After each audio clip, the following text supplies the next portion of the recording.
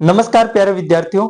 हमने जो कक्षा 6 के अंदर कंप्यूटर का इतिहास पढ़ा है उसके अंदर आज हम चेक कर रहे हैं अभ्यास कार्य आंसर की। तो स्टार्ट करते हैं।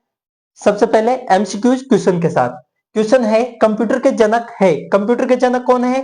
Charles Babbage. कंप्यूटर के जनक कौन है? Charles Babbage. तो इसका राइट आंसर होगा दे। अब हम बात करें बेज पास्कल, ये इन्होंने क्या बनाया? पास्कल लाइन अगेंस्टा एडा किंग, ये कौन है? First programmer.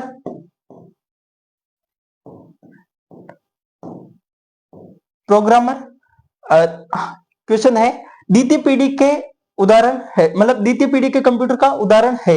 द्वितीय पीढ़ी के अंदर सीडीसी 3600 डेवलप किया गया। तो इसका जो राइट आंसर होगा वो होगा सीडीसी 3600। तो ऑप्शन से। अगला क्वेश्चन है गणना करने का सबसे प्राचीन उपकरण है। सबसे पहला उपकरण कौन सा था? प्राचीन उपकरण तो था एबेकस। क्या था? एबेकस। तो इसका जो राइट आंसर होगा वो क्या होगा? शे। नेपोलियन बोल के द्वारा और पास्कल लाइन ये बाद में आया। अब हम बात करें कंप्यूटर के विकास के क्रम को कितनी पीढ़ियों में बांटा गया? कंप्यूटर के विकास क्रम को 5 पीढ़ियों में बांटा गया। कितनी जनरेशन? 5 जनरेशन। तो इसका जो राइट आंसर होगा होगा से।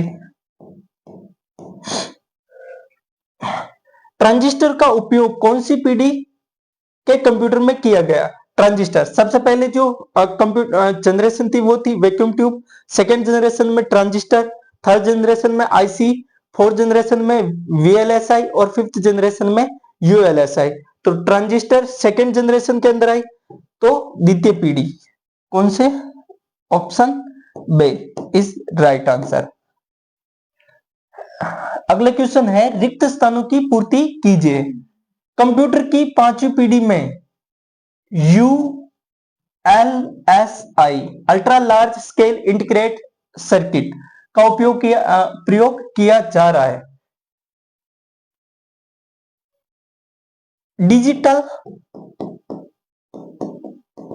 डिजिटल कंप्यूटर 0 और 1 पर कार्य करता है।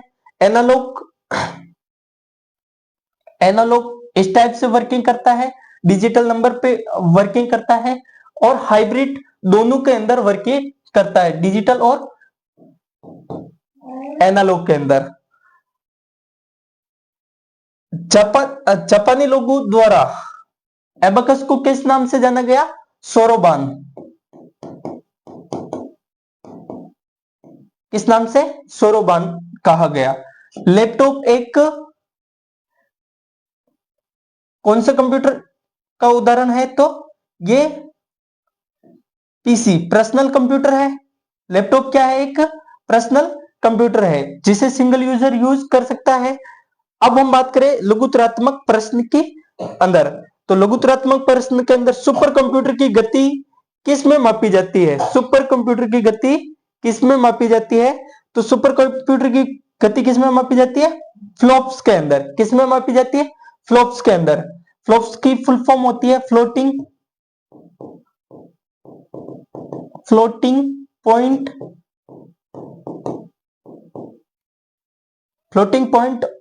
ऑपरेशन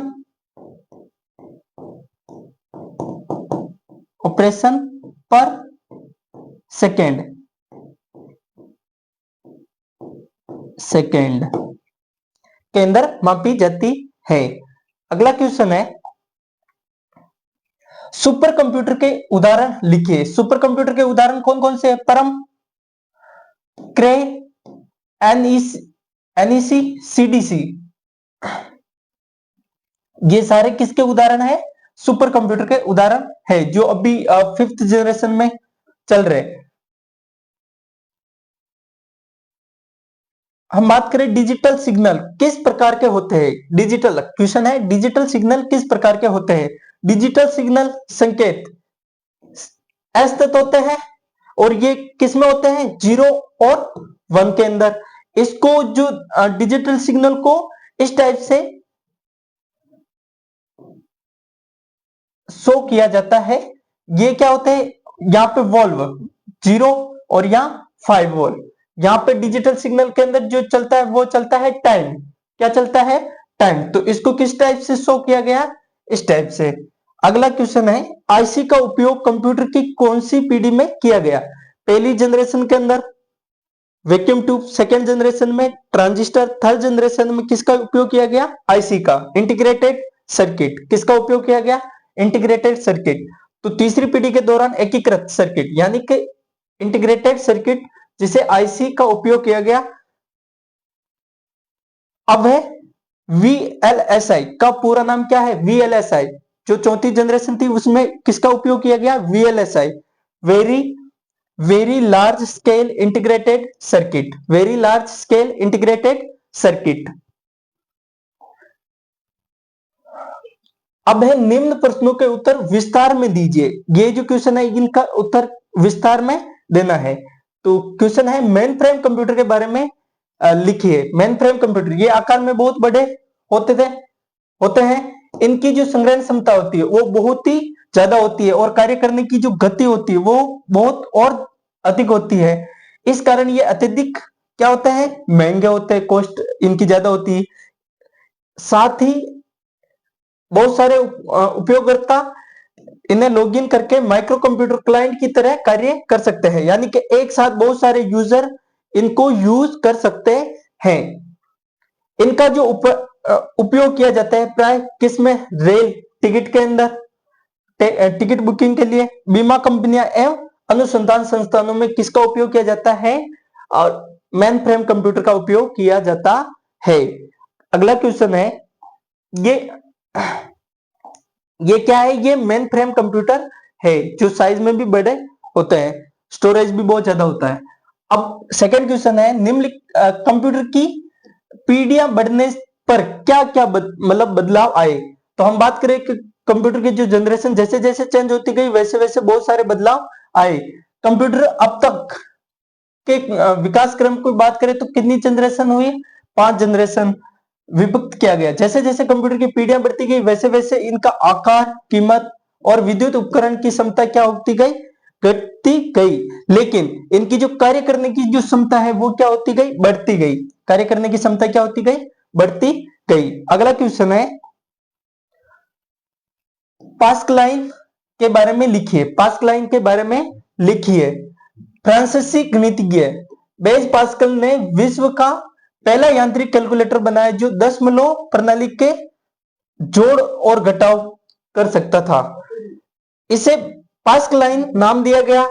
ये अनेक चक्रों जैसे व्हील्स, गिरारियों, बेलनों से निर्मित था। यह उपकरण वर्तमान वाहनों में किसके लिए यूज किया जाता है? किलोमीटर के लिए यूज किया जाता है।